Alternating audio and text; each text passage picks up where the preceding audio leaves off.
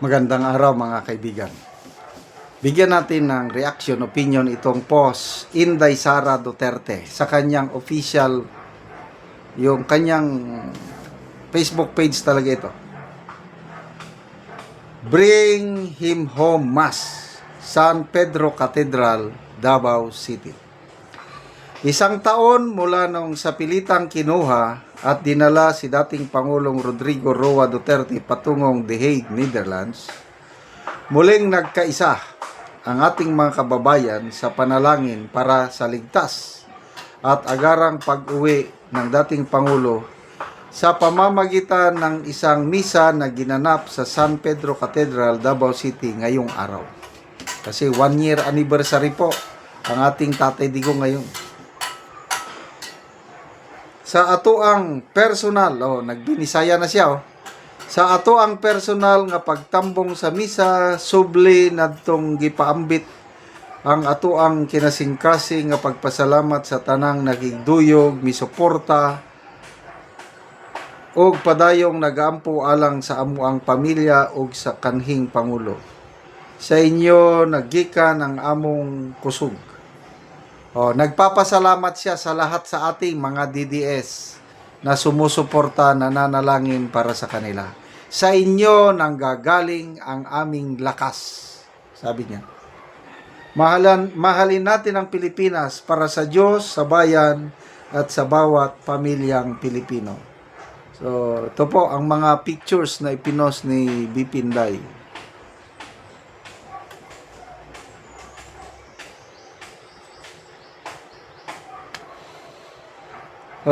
So, nag-react. 20,000 ang nag-react, 11,000 ang nag-love, 7,300 ang nag-like, 1,500 ang nag-care. Walang tumatawa. So, ako, nag-comment na ako, God is in full control. Kasi nga, ang karanasan ko sa buhay, inaalaw ng Diyos ang mga bagay-bagay na sa ngayon makita natin na bakit ang hirap, bakit ganitong nangyari. Negative ba ang dating? Bakit? Pinaka the best president, si Tatay Digong. Hindi ko siya personal na nakita, na alamano, as in wala. Hindi niya ako kilala. Ako, nakilala ko lang siya dahil matagal na ako sa Mindanao. Taga Luzon po ako, Ilocano, taga La Union. Na-assign ako sa Mindanao 1985. Napakagulo, napakalakas pa ang NPA sa Mindanao at yung Davao City, alam ko ang daming kaguluhan diyan. And then, biglang sumikat ang Davao City sa Alsamasa. Yung ang mga civilians na ang gumawa ng paraan para labanan ang mga NPA sa kanilang lugar. Yan, Alsamasa. Kaya, as early as 1986, 87, 88, namomonitor ko ng kaganapan sa Davao City.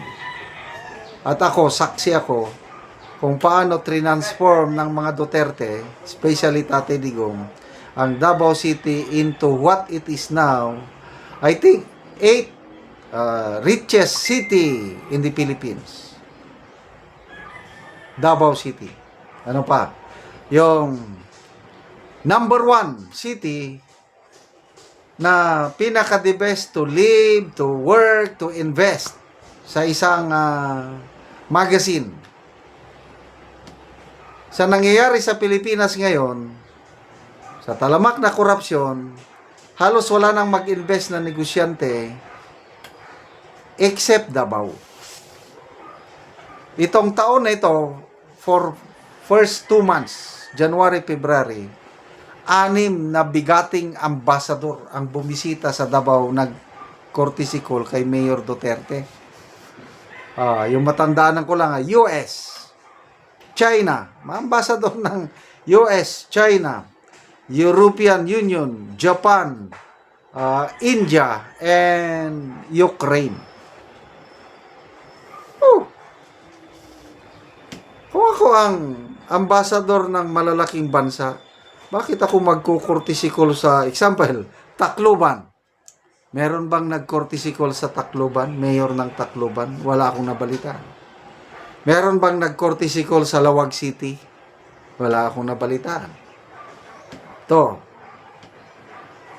Davao City. Sunod-sunod ang mga... Ano ibig sabihin na?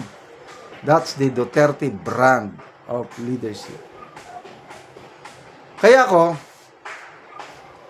to me, the best president we ever have is Tatay Digong. Kaya, sabi ni BP Sara sa kanyang mensahe kanina, meron siyang recorded galit ang taong bayan. It is unthinkable na kahit anuman ang diferensya sa politika, hindi ko maisip, unthinkable na ang isang presidente, pakidnap niya ang dating presidente para ipakulong. Agree ako. Grabe ang ginawa ng Marcos Jr. administration na ito.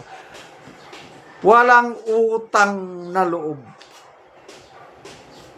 Nanalo siya dahil sa tulong ng mga Duterte na ipalibing sa libingan ng bayani ang kanyang tatay dahil kay Pangulong Duterte.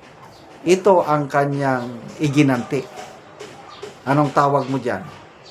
Walang utang na loob. But anyway, masakit. Ang sakit. Ano ba yan? 1 year ka nang nakakulong. Supposed to be, ang Tatay Digong natin nagre-relax ngayon. Nandun nag-iisa. Ang hirap. But then again, Romans 8:28. All things work together for good to those who love God, to those who are called according to His purpose. Agwanta lang magtiis muna tayo. Let's trust God in His wisdom kung bakit niya inalaw lahat ang mga ito.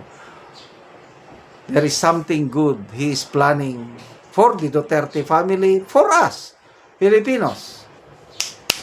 Ang nagsasakripisyo ang ating Tatay Digong. Kaya ituloy po natin ang ating panalangin. Kaya salamat sa misa na ito. I believe God is hearing our prayers. Kailang ang sagot niya, tatlo palagi ang sagot ng Panginoon. It's either yes, ibigay niya kagad. It's either wait, yes but wait. And then, another sagot is no. I believe, mapapauwi si Tatay Digong sa tamang panahon in God's time. Salamat mga kaibigan sa inyong pagsubaybay sa ating channel. Nakakatulong kayo ng malaki sa tribong Talandig ng Bukidnon dahil ang income natin sa channel na ito is pantulong po sa tribo. Namimigay tayo ng libreng yero at pako para makapagpatayo sila ng mas maayos na tirahan. Panoorin nyo ang video na ito. Nani ang mataga ano gyero. Ayo sir sa imong hinabang labaw sa tanan sa atong Ginoong So, mao ni ang balay ni Lolo. So, tuluan na kayo siya kay gipang butangan lang og each ka step. Kung muulan, so tuluan gid siya. So, luoy din siya kung uulan kay gipang sapahan na lang og cellophane. Yan ang balay. Gipang each ka stepan pod.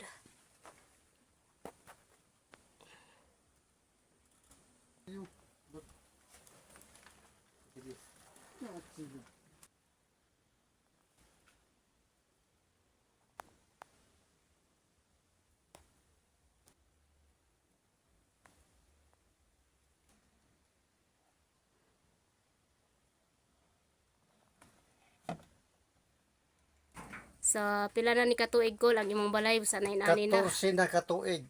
So 13 years na. So aya pa napulihan og yero kol. Daw aya pa gyud. So nganong ka aya pa man mapulihan og yero? Aya pa ipulihan kay na diyan magbagyo, wa pa ni magbagyo na. So Atulpod nga gibagyo nasuruyan pila na imong edad? 66. So 66 na ka. So na kay mga anak kol. Unong kabok. So anong kabuok? So na Duha ang wala magkapamilya. so duha ang wala ka pamilya. So asa imong asawa day? Tuwa sa Cagayan. Nagtrabaho. So nagtrabaho ang iyang asawa tungod sa ilang kalisod. Na may so, college. aya pa daw ni may college. mapulihan ang ilang balay nga yero. Kung kalisod ang akong asawa na kaya pagin makabalay og eksakto kung kay dagi tao kay ang gitasag nga makatabang sa among mga problema. Sige call kay makatagaan naman ka call so mag-atop na ka. Makatop na ko. Makatop na ka. Kay Dili na kapanglupad na gid ka kaya tuloy. kay Sige, salamat call.